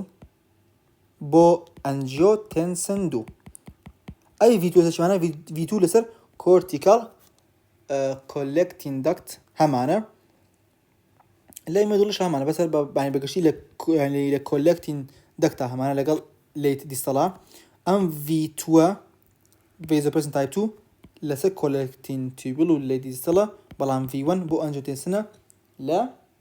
systemic blood vessel كنا أو باش بوم بيكاتور راسي كمان vasopressin هربي بنراو V1 كا systemic blood vessel V2 كا لا cortical collecting duct باش collecting duct to distal tubule باش with high levels of ADH these two segments are permeable to water but in the absence of ADH they are virtually impermeable to water. This special characteristic provides an important mechanism for controlling the degree of dilution and concentration of urine كلا سافيد تراباس again. كوتا خلمان هيو party دوهم كوتاي بينين party same بتل regulation tubular reabsorption دواسي كي كورتي medullary collecting duct كين دوك السماري هرميان دوباره كينوا. Although the medullary collecting duct usually absorbed لسا كمتر لبينج هي أو صوديوم شو كثير تاوتو بينج بوشة شيتر للديستال هالمجيو لكل cortical هالمجيو تقريبا كمتر للبينج معاوتو باشا. They are the final site for processing the urine and therefore play a critical role in determining the final urine output. يعني أخي شو أنا كاتر دو أوا urine رزبوا. The epithelial cells of the يعني collecting duct are nearly cuboidal in shape cuboidal كسموث surface يعني هي relatively few mitochondria. هذا سير رسمي كخو خرابني رسمي كيت بمشي وازية أكيد يقدر يزور جورانين إنجاز سموذن براش بدرشتوانية. على special characteristic am segmented شيء أماني خواربه permeability of the medullary collecting duct to the water بيدية وەکو کۆرتیکەڵەکە وایە with high level of ADH water هەی بە کورتەکەی ADH ئیش زەر چێکات collecting duct دەکەتەکە یاوەتە کۆرتیکەڵە یا مەدوڵەریە لەگەڵی دیستە لەسەر پرینسیپال سەریشەکات with high levels of ADH ریابزۆ بکات لە بۆ medullary interstitium thereby reducing the urine volume and concentrating most of the solid in the urine يعني concentrated urine دروستەکات unlike the cortical collecting tubule the medullary collecting duct is impermeable to urea باشە عفو permeable cortical impermeable بوو medullary permeable و یوریا ترانسپۆرتەری خۆی هەیە وازم یوریا ترانسپۆرتەری سی هەیە هێشتی کیلۆشازی هەیە that facilitate urea diffusion across the luminal and basolateral membrane وای لەکات لە luminal و basolateral هەڵبمژێتەوە بەناو interstitium therefore some of the tubular urea is reabsorbed into the medullary interstitium helping raise the osmolality of the region of the kidney contribute دەکات بۆ ئەوەی کە فۆرمی concentrated urine کە ئەوەش هەر لە بابەتی concentrated urine لە چاپتری 29 باسێکین چاپتری 29 ئەنە دووبارم کردوتم چاپتری 29 ئیشڵا دوامە پێگەین چاپترێکی زۆر خۆشە بەلای خۆمە باش چونکە بابەتی loop of Henle و فەیزارەکتایە the medullary collecting duct is capable of secreting hydrogen ions against a large concentration gradient and as also occurs in the cortical collecting tubule thus the medullary collecting duct also plays a key role in regulating acid base balance باشە کەواتە بە کورتی و بە کوردی باشە proximal tubule چی کرد شەکر و ماینۆسیدی هەڵمژیوە لە سەردای خۆیان دووەکە لە لەیتی خۆیان ئەین سێگمەنتەکانی دواتر هایدرۆجینی سیکرێت کرد بە سێکەندەری ئەکتیڤ ترانسپۆرت کە ئەمە زۆر یعنی بۆ کۆنسنتریشن گرێدنتێکی زۆر نەبوو ئەگەنست کۆنسنتریشنێکی زۆر گەورە بۆیە سێکەندەری بوو اینجا وتمان ئاوێکی باش هەڵامژێتەوە بەڵام کریاتین هەڵامژێتەوە خەستی زیاوەکات بەڵام ئەوانتر بە کاربۆنێت و گلوکۆزمانە خەستیان کەمەکات تا گەشتینە descending loop of Henle ئەو خۆم شاشەکە مەسانەوە جای قسەکەم descending loop of Henle تەنها ئاوە جوڵا لەبەروی کە مایتۆکۆندریامانی تیان نەبوو solid نەجوڵا ئەمە thin descending limb دێوە کە گەشتینە بۆ thin ascending limb باشە ئاو هەڵ نەمژرایەوە سۆلوتێکی زۆر کەم هەڵەمژرایەوە وە لە thick ascending limb دووبارە active reabsorption دەست پێکاتەوە چونکە سۆدیەم پۆتاسیەم پەمپ هەیە و سۆدیەم پۆتاسیەم دووکلۆرایت ترانسپۆرتەر هەیە و ئەوانە تقریبا لە ساڵ 5 سۆدیەم هەڵەمژیتەوە لە ساڵ 15 ئاو هەڵەمژیتەوە لە ساڵ 10 سۆدیەم ئەسیێت بۆ ناو دیستەڵ لە دیستەڵاتۆکی هەیە ئێرلی و هەیە و لیت و هەیە لە ئێرلەکەیە سۆدیەم کلۆرایت بێکەوە هەڵەمژێنەوە بە کشنی ئەلدۆستیرۆن لە لیتەکەیە تۆ پرینسیپال سەڵ و هەیە سۆدیەم هەڵەمژێتەوە پۆتاسیۆم سیکریت دەکرێت باشە ئەوەش تقریبا هەر کشنی ئەلدۆستیرۆنە وە هەر لەو پرینسیپال سەڵەیە کە پۆتاسیەم هەڵەمژیە و عفو کە سۆدیەم هەڵەمژێ پۆتاسیەم و سیکریت دەکرد لەگەڵ شا ئەیدیەچ ئیشەکە لەسەر ئەو پرینسیپال سەڵە لە لیت دیستەڵا بۆی کە ئەکاپۆرنی دوو دروست کات دوێکە کۆرتیکال کۆلێکتینێکتوان هەبوو کە پرینسیپال سەڵی تایە ئەیدیەچ ئاو هەڵەمژێتەوە و ئینتەرکالێت سەڵی تایە ئینتەرکالێت سەڵ تایپ A و تایپ B و هەیە تایپ A یەکە وتمان چێکات سیکریتی H کات و پۆتاسیەم هەڵەمژێتەوە بایکاربۆنێت هەڵەمژێتەوە و تایپ B یەکە بەعکسەوە بایکاربۆنێت سیکریت دەکات H هەڵەمژێتەوە و پۆتاسیۆم سیکریت دەکات کێوە دەرم تێگەشت من و medullary collecting ductiش تەنها فەرقی ئەوەیە چییە medullary وەکو collecting هەر هەڵەمژێتەوە بە تەنها فەرقی ئەوەیە کە یوریاش هەڵەمژێتەوە بە concentrated urine دروست کات وەروەها چێکات ئەتوانێت هایدرۆجینێکی زۆر فڕێبات ئەتوانێت بەشدار بێت لە acid base balance سەمەری کۆنسنتریشنی هەموو سۆڵەتەکان لە different segmentە ئەم ڕسمە کۆتاییە لێرە عفو ئەم ڕسمە کۆتاییە و زۆر هایڵدە بۆی کە لە هەمووی تێبگەیت لێرە proximal tubule هەیە loop of Henle هەیە distal هەیە collecting tubule هەیە هەتا بەرە خوارە بچی reabsorption هەتا بەرە سۆرە بچی secretion جوان نییە بڵێن secretion با جوانتر وایە بڵێن excretion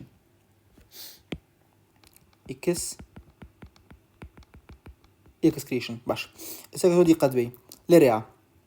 لە proximal tubule چ شتێک زیاتر هەڵەمژرایە و کۆنسنتریشنی نەما تەبەن پێویست ناکا بڵێم ئەم یەکە چییە ئەم یەکە وتمان ئەگەر هاتوو یەک بێت یعنی خستێکی و کوی پلازماوە بکە پێشتر فلترکراوە ئەگەر بەرەو سەرۆ بچین یعنی ئەمانە هەڵ نەمژراونەتەوە ئاو زیاتر هەڵمژراوەتەوە بۆیە خستیان زیاوی کردووە ئەمانی خوارەوە یعنی باشتر لە ئاو هەڵمژراونەتەوە بۆیە خستیان کەمی کردووە حتا کۆتایی proximal tubule ئیتر تەواو ئەماینۆ ئەسید و گلوکۆز و پرۆتین و نەما باشە و لە سەرتایە ڕێژێکی زۆر لە بایکاربۆنێت هەڵەمژرێتەوە دوێکە وردە لێرە هەڵنامژرێتەوە دوێکە هەڵەمژرێتەوە دووبارە باشە ئەم تۆزە کە هەڵنامەژرێتەوە خستێکی زیاوەکە و کارەکە چییە؟ ئەم نیوە بریتێ لە دیسندین کە بەزا هەڵمژێتەوە ئەتریا لە سندینگا گوتمان بایکاربۆنێکی هەڵمژێتەوە دوێکە هەتا کۆتایی بەپێی جۆری خانەکان هەڵمژێتەوە اینجا دووەکە باسی باسی سۆدیەمان کرد سۆدیم سەرەتا هەتاوەکو پرۆکسیمەڵ تەواوەکات هیچ کێشەیەکی نییە سێسەوە ئاو لەگەڵ هەڵمژێتەوە ئێستا گردی قەت بی لێرەیە سۆدیم شینەکە نییە بەرزە بێتەوە بۆچی بەرزە بێتەوە هەتانیوەی چونکە هەتانیوی بەس ئاوە جوڵێ سۆدیم ناجوڵێ سۆدیم خستە بێتەوە باندوەکە لەو سەرەوە بە سۆدیم پۆتاسیەم دووکلڕایت هەڵەمژێتەوە بێتەوە بە خوارەوە ئێتە لێرە یادیسانەوە دایلوتین سێگمنت لە دیستەڵ دەست پێکار دیستەڵەوە لەبەرێک کە تۆ چۆن بڵێ هەڵمژینەوەکەی ئاومان نییە و سۆدیمیش ئەکرێ هەڵبمژێتەوە هەڵەمژێتەوە بۆ یەکرێ بەرزێتەوە کرد دابۆزێت باش ئێتر پۆتاسیمیش بەنێ پۆتاسیم دەست پێکات لە دیستەڵە دەست پێکات لە دیستەڵە لە دیستەڵە بۆچی دەست پێکات چونکە تۆ تایپ A سێڵ هەیە ئەنی H سکی تەکات نە بۆچی دەچم بۆ تایپ A با لە دیستەڵ دەست پێ دیستەڵ لە دیستەڵە تۆ هی نەکەیت سۆدیم هەڵەمژیتۆ بایکاربۆنیت ئەفوو سۆدیم هەڵەمژیتۆ پۆتاسیۆم سکی دەکەیت کەواتە سیکیشنی زیاوی کرد سیکیشنەکەی باشە کلۆرایدش بەمان شێواز ئەوە بریتە لە خشتێکی زۆر جوان ئەگەر خۆتان وی سێریکەن ئینۆلینەمانە یەک خاڵ هەیە لێرا زۆر گرنگە بەلامە ئەویش بریتە لە ئینۆلین لێرا کە نووسراوە 125 ئینۆلین تەبیعەتێکی هەیە لەبەر ئەوەی کە نەڕی ئەو زۆر بکرێت نەسیکری دەکرێت ڕێک پێمان ئەڵێت کۆنسنتریشنەکەی کە چنێک ئاو هەڵمژراوەتەوە یعنی چی؟ یعنی بۆ نمونە کاتێک هێتە ناو پرۆکسیمەڵەوە ئاو هەڵنامژێتەوە کەواتە ئەم زیاتر خستە بێتەوە خست بوونەوەکەی چەندێک بێت پێمان ئەڵێ کە چنێک ئاو هەڵمژراوەتەوە چونکە ئەم هیچ گۆڕانکەی بەسرا نایەت لە کاتێکا بۆنە کریاتین نەکرێت تۆزە سکریت بکرێتە ها سەوچلە تۆزە سکریت کراوە باشە یا کرێت وزانەمە سکریت بکرێ یامانە ڕێبزۆپشنشی تایە وەڵام ئەم سەوزە نەریە زۆر بکرێت نەسکریت دەکرێت کەواتە هیچی بەسرا نایەت تۆ چەندێک ئاو هەڵبمژیتۆ خستەکەی بە ئەوەنە زیاوەکان ناو بڵەدا باشە whether a solid will become concentrated in the tubular fluid is determined by the relative degree of reabsorption of that solid versus reabsorption of water يعني بەراوردێکی بکە تا چەندێک ئاو هەڵمژراوەتەوە و ئەم سۆلوتە چەندێک وەک لە ئاو باش هەڵمژرێتەوە if greater percentage of water زیاتر لە سۆلوتەکە بێت یعنی خستە بێتەوە the substance become more concentrated باشە if يعني بەرەو سەرەوە ڕات ئەگەر هاتوو if the greater percentage of the solid is reabsorbed کەواتە سەبستانسەکە دایلوتە بێت وەکو چی وەکو گلوکۆز و ئەماینۆ ئەسید فیگەری 28 مان هەیە shows degree of concentration 28 باسمان کرد in different tubular segments all the values in this figure represent tubular fluid concentration divided by the plasma concentration of the substance یعنی تا چەندێک لەش سێگمنتەکە ئاگادار بە تۆ لە پلازما چەندێک بۆ بکاتێک کە فلتر کردووە دوێکە لە هەر تیوبڵەکە ئاو هەڵمژرایەوە خەستی زیاوی کرد خۆی زیاتر هەڵمژرای لە ئاو خستی کەمی کرد بڕ نا خستی ژمارە نا خستی اینجا all the values باسمان کرد if plasma concentration of the substance is assumed to be constant the حالة plasma concentration constant bit and any change in the tubular fluid plasma concentration ratio reflects change in the tubular fluid concentration يعني حقی هەیە بە تیوبڵەکەوە چونکە پلازماکە ناگۆڕێت بۆ ئەگەر تۆ ئاو زۆر هەڵمژیۆ کەواتە لە ناو تیوبڵەکەیە زیاوەکات کەواتە ڕێشەکە زیاوەکات چونکە ئەمە کۆنستەنتە ئەمە ناگۆڕێت یەکە اینجا ئەگەر هاتوو ئاو باشە کەمتر هەڵمژرایەوە ئەو زۆرتر هەڵمژرایەوە یعنی دایلوتێک کەمە بێتەوە ئاوەکە زیاتر ماوەتەوە کەواتە ئەو زۆرتر هەڵمژراوەتەوە کەواتە ڕێشەکە دابەزێت as the filtrate moves along the tubular system the concentration rises progressively to higher than یەک يعني تاكو بردوام بيت كمدير هالبمجرته يعني كسيد بكي برسر لوا if more water is reabsorbed than the solid or if there has been a net secretion شرط نية بس reabsorb كرابي أو أشكري خوي سكيت كرابت جيجا لإنولين يعني تو هم أو هالبمجرته هم زياتريش سكريشني كيت باشا كواتا ولا يجوان ترى وبلم سكريشنا راسي شكل راس سكريشني بيكراوا يعني ديار يكم جار جوانتر تعبيرم لكردووە چکە لێرا شەرت نییە جگە لە ئینۆلین شەرت نییە بەس ئاو هەڵمژرابێتەوە کرێ سکریتیش کرابێت باش if the concentration ratio becomes progressively less than 1 ئەمە یعنی چی this means that relatively more solid هەڵمژراوەتەوە وەک لە water. The substances represented at the top of the ئەوە creatinine become highly concentrated in the urine چکە ئاو هەڵمژێتەوە. In general, these substances are not needed by the body, and the kidneys have become adapted to reabsorb them only slightly, and هەڵە نەمژێتەوە, or not at all, or even سیگیتیشان نەکات. هاوکو پێم وتن creatinine هاگە دیقەت بن لە چاپتەری 26 بوو کاتێک باسی لە بابەتەکانی کۆتاییە باسم کە بەتەنای بابەتەکانی کۆتاییە وتم creatinine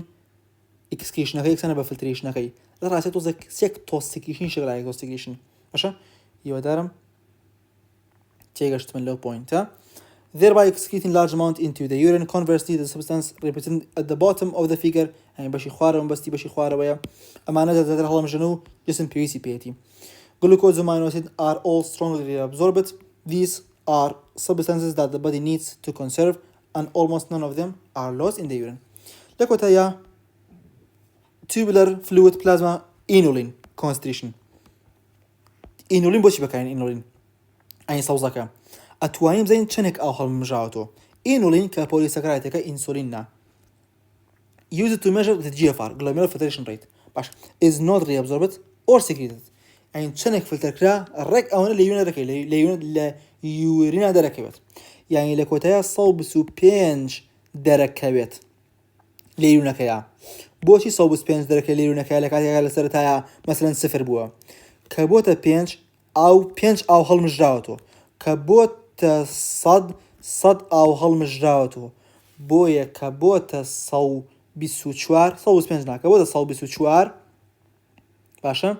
یا بۆنە 125 یعنی 124 هەڵمژراوەتەوە یعنی لە سانەوە و نۆی ئاو هەڵ ئەمژرێتەوە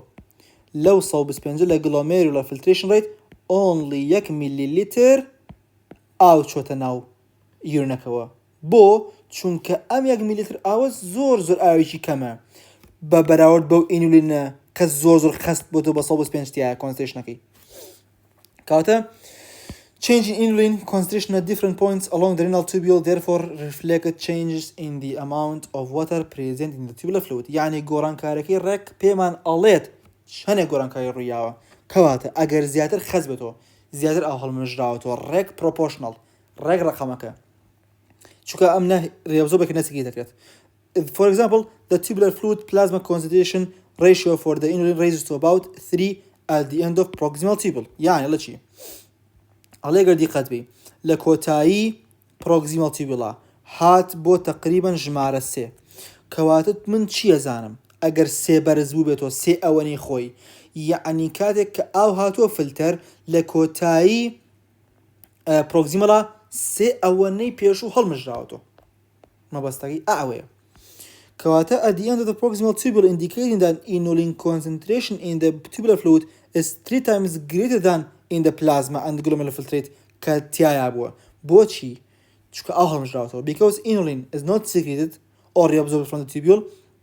tubular fluid یا plasma concentrationێکی ڕێشۆی 3 پێماڵێ only 1/3 of the water that was filtered remain in the tubule دوو لەسەر 3 هەڵمژراوەتەوە یعنی ئەگەر تۆ لە 100 هات بێت باشە 3 ئەوەنە خەستی زەوی کردبێ یعنی 1 لەسەر 3 ئاو ماوەتەوە بۆیە ئەگەر عەکسی کەی تۆ خەستێکی 3 ئەوەنە زیاو کردووە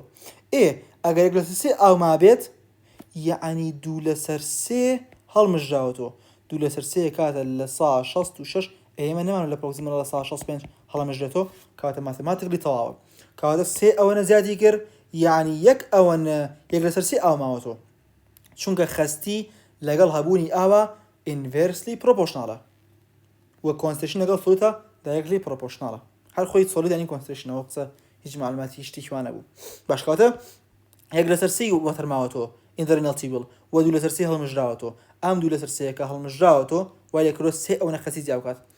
has been reabsorbed as the fluid passes through the proximal tubule at the end of the collecting tubule the tubular fluid plasma inulin concentration ratio 125 ئەوەنە زیادی کردووە 125 ئەوەنە زیادی کردبێ یعنی 1 لەسەر 125 ئاو ماوەتەوە زۆر کەمە یعنی ئەگەر تۆ 125 میلیلیتر فلتەر بکەی 1 میلیلیتری یعنی وەتر لە ناو یورینەکە ماوەتەوە یعنی 124 هەڵمژراوەتەوە کەواتە ئەگەر 125 بەرز بێتەوە indicating that only یەک لەسەر 125 of the filtered water remains in the tubule that more than لە سانەوە 9 has been reabsorbed طبعا کەڵێ لە سانەوە 9 ئەکرێ حسێ بکەین یعنی یەک دابەشی 125 بکەین تقریبا ئەکاتە چەند